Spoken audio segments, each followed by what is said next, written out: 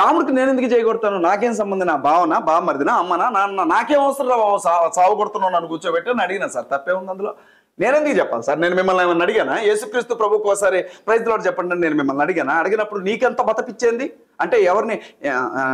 నీ channel TRP rating కోసం, నీ ఛానల్ జనాల్లో తీసుకెళ్ళడం కోసం ఎవరినైనా బలి చేస్తారా మీరు? మేము అడిగామా మిమ్మల్ని ఏమైనా? సరే, ఒకవేళ తను అన్నాడు అనంత్ సార్, ఏంటి అందులో ఉన్న తప్పేంటి?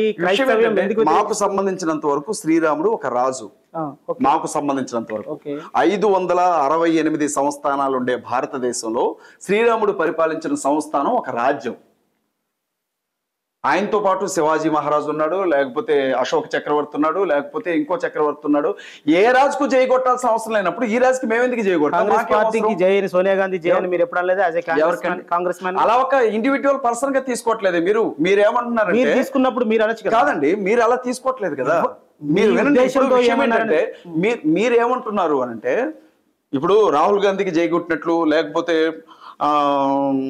సోనియా గాంధీకి జై కొట్టినట్లు, లేకపోతే ఇందిరాగాంధీకి జై కొట్టినట్లు రాముడికి జై కొట్టడానికి రాముడు ఒక పార్టీ అధ్యక్షుడు కాదు.